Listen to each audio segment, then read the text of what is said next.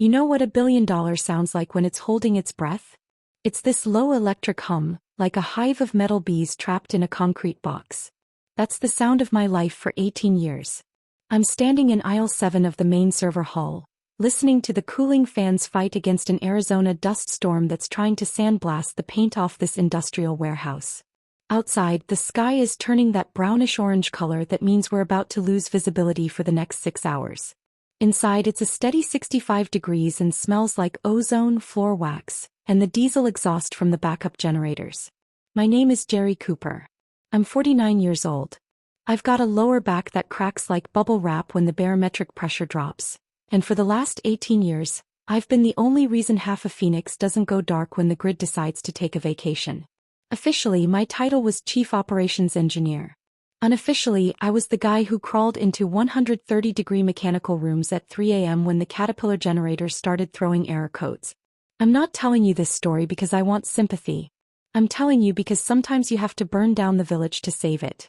Actually, forget the village. I just burned it down and watched the flames with a lukewarm cup of gas station coffee in my hand. But before I tell you how I dismantled a family business with nothing but federal compliance forms and 18 years of knowing where they buried the bodies, let me paint you a picture of how we got here.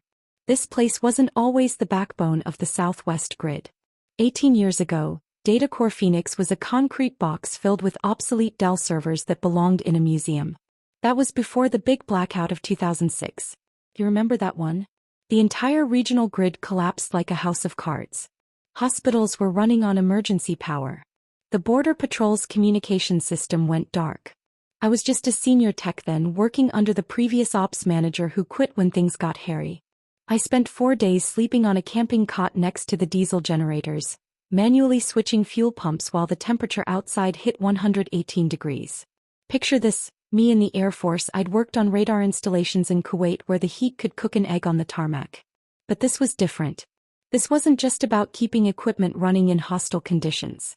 This was about keeping Phoenix alive. I rewired the transfer switches with a flashlight clenched between my teeth while server inlet temps climbed to levels that usually cook meat. The manufacturer specs said our Dell racks would shut down at 85 degrees to protect themselves. At 82 degrees they started throwing warnings.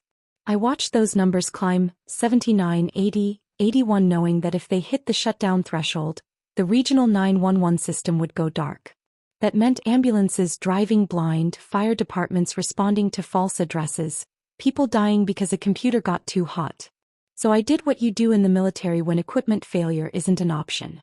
I improvised.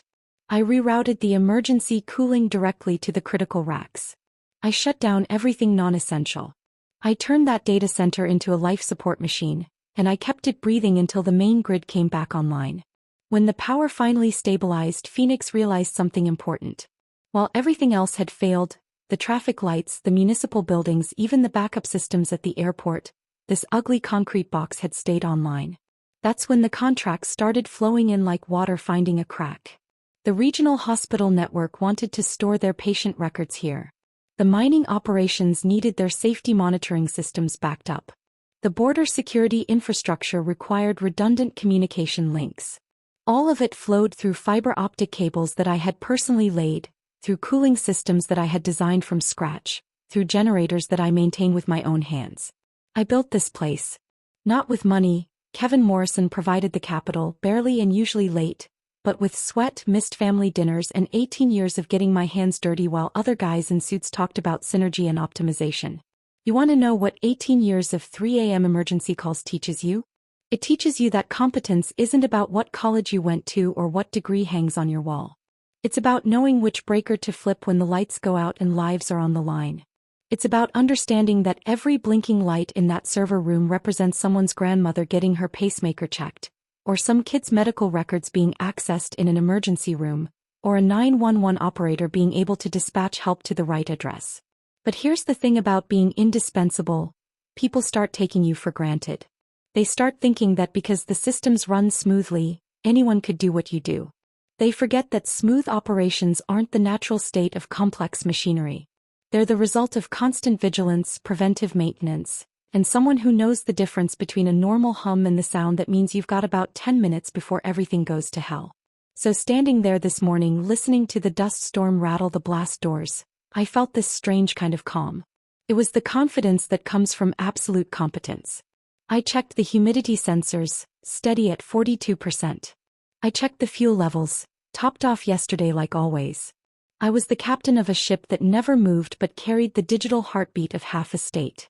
Then I walked past the compliance wall near the entrance. It's a boring stretch of drywall covered in framed certificates that most people ignore. State licensing, federal safety certifications, homeland security clearances, insurance liability waivers. The kind of paperwork that makes civilians' eyes glaze over faster than a lecture on quantum physics. But if you looked closely, and nobody ever did except the auditors and me, you'd see one name typed over and over in the responsible operator field. Jerry Cooper, license AZ4821. That's me. In the eyes of Arizona, the Department of Homeland Security, and every insurance company that covered our clients, I wasn't just an employee. I was this building. Kevin Morrison owned the real estate and signed the checks. I owned the credibility, the trust, the legal responsibility for keeping it all running. I stared at my name on that compliance wall, framed in cheap plastic that was probably made in the same factory as gas station sunglasses. It felt heavy today, heavier than usual. Maybe it was the storm outside, or maybe it was because Kevin had called an all-hands meeting for 10 a.m., and he usually only showed up when he wanted to show off his new truck or complain about electricity costs like I could somehow negotiate with the laws of physics. The weight of that responsibility had never bothered me before. How I was proud of it. When you're military, you learn that someone has to be accountable when things go sideways. Someone has to be the guy who signs his name on the line that says if this fails, it's on me. But today something felt different. Maybe it was the way Kevin had been avoiding eye contact for the past week, or the rumors that his Stanford-educated son was finally coming home to help with the business. "Hey Jerry," a voice called out from behind me. It was Wesley Torres, my lead tech. Good kid, built like a linebacker but gentle as a church mouse when he's working with delicate equipment. Covered head to toe in tattoos that tell the story of a life lived outside corporate boardrooms, but he can splice fiber optic cable faster than most people can tie their shoes. The boss man is here and he brought the prince. My stomach dropped like an elevator with cut cables. The prince was our nickname for Lucas Morrison, Kevin's son. Lucas had been away at Stanford for the last 6 years, earning his MBA and probably majoring in whatever they call disruption theory these days. Last time I saw him he was 20 years old and drunk at the company Christmas party, trying to convince me we should mine cryptocurrency using the medical servers. I had to physically unplug his laptop before he violated HIPAA regulations and crashed the emergency room database. "Please tell me he's not wearing a fleece vest," I said, taking a sip of my coffee. It was cold and tasted like disappointment mixed with industrial cleaning solvent. "Worse," Wesley grimaced, shaking his head. "Full business suit. Navy blue. And he's carrying one of those fancy tablets that costs more than my truck payment." I sighed and the sound escaped me like air from a punctured tire. You know that feeling when you're working under the hood of an old truck and you hear a sound that doesn't belong? That little ping or hiss that tells you something expensive is about to break. That's what this felt like. I walked toward the conference room, my steel-toed boots echoing off the raised floor tiles in that hollow way that makes you think about all the empty spaces underneath everything we build. The server lights blinked their steady green rhythm in the darkness, like a digital heartbeat I'd kept alive for nearly 2 decades. As I passed server rack 12, the one that handled the pediatric ICU backup at Phoenix Children's Hospital, I reached out and patted its side. Old habit, like scratching a dog behind the ears. "Keep running, girl," I muttered. "Whatever happens in there, you just keep running." I didn't know it yet, but that was the last time I'd walk that aisle as the guy in charge. The dust storm outside was nothing compared to the Category 5 incompetence that was waiting for me behind those glass walls. I adjusted my tool belt. Yeah, I wear it to meetings. It keeps the MBA types honest and reminds them that someone in the room actually knows how to fix things, and pushed open the door to the conference room. Kevin was sitting at the head of the table, looking like a tomato about to burst from internal pressure. He was wearing that wide, politician grin he uses when he thinks he's about to deliver good news to the peasants. His face had the sheen of someone who'd spent too much time in climate-controlled offices and not enough time in mechanical rooms where the real work gets done. Next to him sat Lucas, who looked like he'd been generated by an AI program that had been fed nothing but LinkedIn profiles and TED Talk transcripts. Lucas was scrolling through his tablet, not even looking up as the staff filed in. His hair was perfectly styled in that way that costs more money than most people spend on groceries, and he smelled like expensive cologne mixed with the kind of confidence that only comes from never having to fix your own mistakes. "Jerry, come in, come in," Kevin boomed, waving a hand that sported a class ring from some college I'd never heard of and a Rolex that probably cost more than I made in 6 months. "Grab a seat. We've got big news. Huge news for the family." Family. Kevin loved that word. He used it whenever he wanted something from you that he couldn't get with money alone. But families don't usually demote the guy who's been keeping the roof from falling in. I sat down, crossing my arms over my chest. The conference room was always too cold, a sterile chill that seeped into your bones and made you think about operating theaters and morgues. I looked around the table at the faces I'd worked with for years. Wesley was there looking nervous, fidgeting with a crimping tool like a worry stone.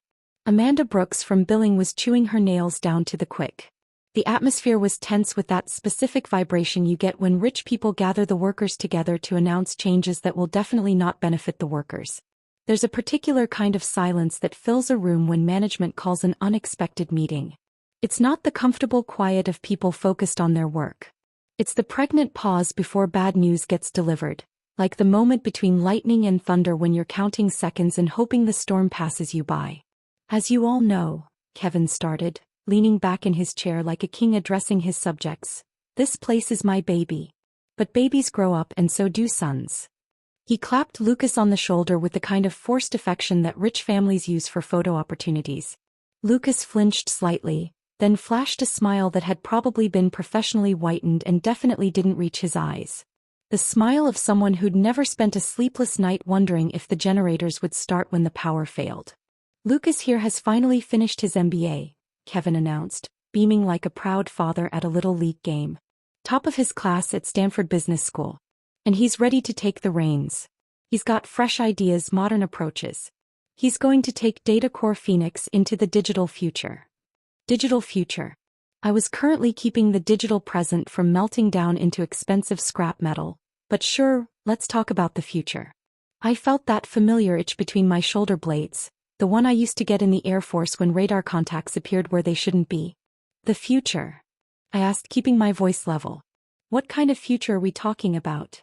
Lucas finally looked up from his tablet and his eyes were flat and empty, like windows in a house where nobody lives anymore. When he spoke, his voice had that particular tone that people use when they're explaining something to children or idiots. "Optimization, Jerry," he said, pronouncing my name like it was a brand of industrial lubricant he'd rather not have to think about. "Lean operations. Cloud-native infrastructure. We're sitting on a legacy platform that needs to be disrupted." Disrupted.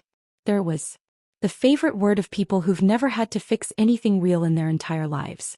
People who think that because they can order an Uber with their phone, they understand how complex systems actually work. "Lucas," I said, and I could feel my voice dropping into that low, controlled register I learned in the military when junior officers started talking about things they didn't understand. "We host the regional 911 backup system. We don't disrupt that. We sustain it. We're the boring concrete foundation that keeps the house from falling down when the fancy stuff on top starts to shake." Lucas actually chuckled. It was a dry, condescending sound like paper being crumpled up and thrown away. "That's utility thinking, Jerry. Legacy mindset. We need platform thinking. Scalable solutions. Agile methodologies." I looked at Kevin, searching his face for some sign that he understood what was happening here. This wasn't just about business philosophy. This was about the difference between keeping critical infrastructure running and turning it into someone's LinkedIn case study. "Kevin," I said, "we're not running a startup here. We're running life support systems for half the state. The hospital's patient records, the Border Patrol's communication network, the mining company's safety monitors. If any of that goes down because we were being agile, people die." Kevin held up his hands like he was refereeing a boxing match. Now Lucas has a vision. And to help him execute that vision, we're making some structural changes." He looked directly at me and his grin faltered for just a microsecond before snapping back into place like a broken rubber band. "Jerry, you've been a rock. An absolute rock. But Lucas is going to take over as Director of Operations, effective immediately." The room went dead silent. The only sounds were the hum of the servers through the glass walls and the blood rushing in my ears like a tide coming in. "Director of Operations," I repeated slowly, tasting each word like it was something bitter. My job. We're not firing you. Kevin said quickly, holding up both hands like he was surrendering to someone. God no. We need your institutional knowledge. You're the historian here. We're moving you to a new role, senior technical consultant. You'll handle documentation, help Lucas get up to speed, make sure our compliance stays tight. Senior technical consultant. Corporate speak for we're putting you out to pasture, but we need you around to clean up the mess when the new guy breaks everything. The betrayal hit me like a physical weight. 18 years. I'd missed my father's 75th birthday because a transformer blew on Christmas Eve. I'd spent New Year's 2015 in the crawlspace under the server floor, chasing a water leak while Kevin was in Vegas celebrating with clients. I'd saved his company more times than he had golf trophies, and now he was handing my job to a kid who thought the cloud was an actual place where data went to live. You want me to file papers, I said. It wasn't a question. It's a vital role, Lucas piped up, not even looking up from his tablet. Knowledge transfer is huge right now. We need to get all that tribal knowledge out of your head and into the cloud so we can scale properly. Tribal knowledge. That's MBA speak for everything you learned through 18 years of 3 a.m. emergency calls that I want to steal so I can eventually fire you and automate your job. I looked around the table at the faces I'd worked with for years. Wesley was staring at his hands like he was memorizing the lines on his palms. Amanda was chewing her lips so hard I thought she might draw blood. These people understood what was happening here, even if Kevin was pretending it was just a simple reorganization. But here's what Kevin didn't understand, what Lucas couldn't comprehend with his Stanford MBA and his cloud-native buzzwords. They weren't just demoting me. They were pulling the foundation stone out of the building while pretending they were just redecorating the lobby. I thought about my father sitting in that care facility 10 minutes from my house. 30 years in the army, 2 tours in Vietnam, and now he needed help remembering which pills to take when. The private care plan that kept him comfortable, that let me visit him every day instead of driving 3 hours to some VA warehouse. That was all tied to my insurance. My job. The job they were giving to someone who thought redundancy was when you said the same thing twice. I felt something crack inside me. Not loud, not dramatic, just a quiet snap like a support cable finally giving way under too much strain. Hey, I said. Kevin blinked like I'd just spoken in a foreign language. Okay. Okay, I repeated, and I forced a smile that felt like baring my teeth at a predator. If that's the direction you want to go, I'll handle the documentation. I wasn't going to scream. I wasn't going to quit in a blaze of glory and storm out like some movie hero. I was going to do exactly what they asked me to do, every single page of documentation they could possibly want. And when I was done documenting every regulation, every compliance requirement, every legal liability they just handed to an unqualified kid, they were going to wish they'd just burned the building down themselves. The next 3 days were a masterclass in what happens when you give someone just enough rope. Lucas dove headfirst into his optimization protocols like a kid who just discovered his dad's toolbox. He cranked the server hall temperature up to 82 degrees to align with industry best practices. Never mind that our servers were a mix of 10-year-old Dell blades and custom mining equipment that started throwing thermal alerts when they got uncomfortable. I watched the temperature readings climb on my monitoring screen. 79 degrees, 80, 81. The Dell racks were designed to shut down at 85 to protect themselves. At 82 they were already spinning their cooling fans at maximum RPM, screaming like jet engines in a library. But Lucas was too busy updating his LinkedIn profile to notice. Jerry, he called out from across the server floor, why are all these fans so loud? It's affecting my concentration during investor calls. Physics, I replied, not looking up from my documentation. Hot things try to cool themselves down. It's been that way since the universe started. He frowned at me like I was being deliberately difficult. Can't we just turn them down? Or use AI to optimize the cooling curves? Sure, I said. We can also use AI to optimize gravity. Let me know how that works out. While Lucas was revolutionizing our temperature management, I was in my new office, a converted storage closet that smelled like diesel exhaust and broken dreams, working on my documentation project. I'd brought home boxes of compliance files, contracts, and regulatory paperwork. Technically against policy, but since I was now the documentation specialist, who was going to stop me? I started with the Arizona state licensing requirements. Every critical infrastructure facility has to file an annual resilience plan detailing how they handle equipment failures, natural disasters, and cyber attacks. Our 2023 filing was fascinating reading. Section 4.2, Operational Leadership, Designated Responsible Operator. Jerry Cooper, P. Qualifications: Licensed Professional Engineer, Air Force Electronic Systems Specialist, 18 years critical infrastructure experience. Then I moved to the client contracts. The hospital network agreement was 47 pages of legal boilerplate, but buried in Section 12 was pure gold. Vendor guarantees continuous oversight by a designated licensed operator with minimum 15 years experience in HIPAA-compliant environments. 15 years minimum. Wesley had 8 years. Lucas had 0. I was the only person in the building who met the qualification. I poured myself 3 fingers of bourbon, the good stuff I saved for special occasions, and kept reading. The mining company's safety monitoring contract required 24/7 oversight by a certified hazardous environment specialist. The border security backup had a clause about continuous supervision by a security-cleared technical lead. Kevin had built a house of cards, and every single card had my name printed on it in legal ink. He thought that because he owned the building, he owned the credibility. But trust isn't property. It can't be transferred like a deed or inherited like a family business. By Friday morning, I'd made my decision. I opened my laptop and started typing emails that would change everything. Arizona State Fire Marshal's Office, change of operational status request. To whom it may concern, I am writing to formally notify you of a change in my employment status at DataCore Phoenix. Effective immediately, I no longer serve as the designated responsible operator for this facility. Please update your records and advise on required compliance actions.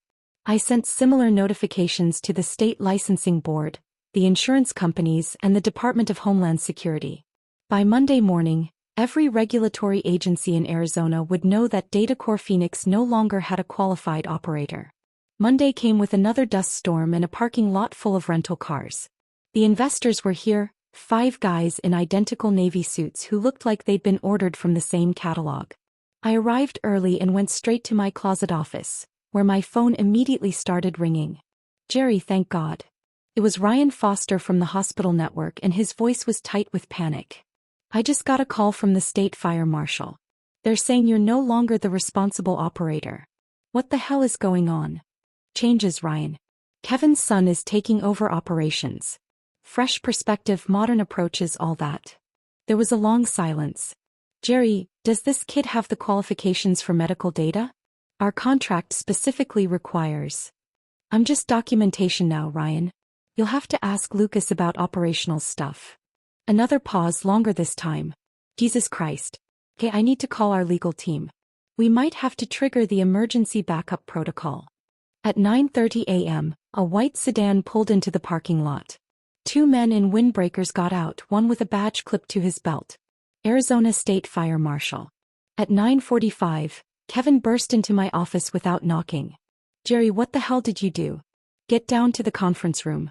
Now. I walked down that hallway one last time, past the servers that were running hot, past the generators Lucas had optimized by skipping maintenance cycles, past the compliance wall where my name was about to become very, very expensive for Kevin Morrison. The conference room was chaos. Kevin was red-faced and sweating. Lucas looked like someone had just explained death to him. The investors were checking their phones and quietly closing their briefcases. The fire marshal stood with his arms crossed like a man who'd seen this movie before and knew how it ended. Jerry. Kevin jumped up when I walked in. Tell them there's been a misunderstanding. Tell them you're still the responsible operator. I looked around the room at all the faces staring at me. The investors with their expensive watches and disappointed expressions.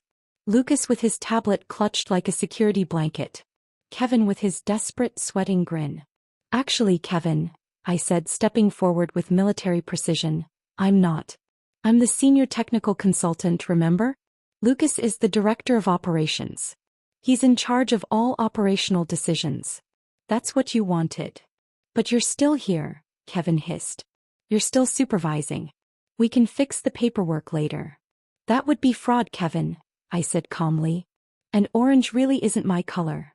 The fire marshal stepped forward like a man delivering a death sentence. Mr. Morrison, You have 1 hour to safely shut down non-essential systems before we cut your main power. No licensed operator means no operation. Lucas panicked, his voice cracking like a teenager's. We can't migrate everything in an hour. No, I said, walking toward the door. You can't. But that's not my problem anymore. I stopped and looked back. Oh, and Lucas? That AI optimization you love so much? Check server rack 23. The pediatric ICU backup has been throwing thermal alerts for 2 days. But I'm sure Stanford taught you how to fix that. 6 months later, DataCore Phoenix is a Spirit Halloween store. Kevin moved to Florida to start a blockchain consulting firm. Lucas is trying to become a crypto influencer on social media with 31 followers. Me. I'm sitting in the control room of Secure Grid Solutions, where the temperature holds steady at 65 degrees and competence actually matters. My father's in a private care facility 5 minutes from my new house, fully covered by insurance that nobody can take away. Sometimes people ask me if I regret burning it all down. I tell them what I told that young engineer who asked about my secret to success. Never let anyone make you obsolete and always read the fine print. Because competence beats connections every single time. In a world full of Lucas Morrisons with their tablets and buzzwords, there's always going to be demand for someone who actually knows which button keeps the lights on. And brother, I know every button in this place.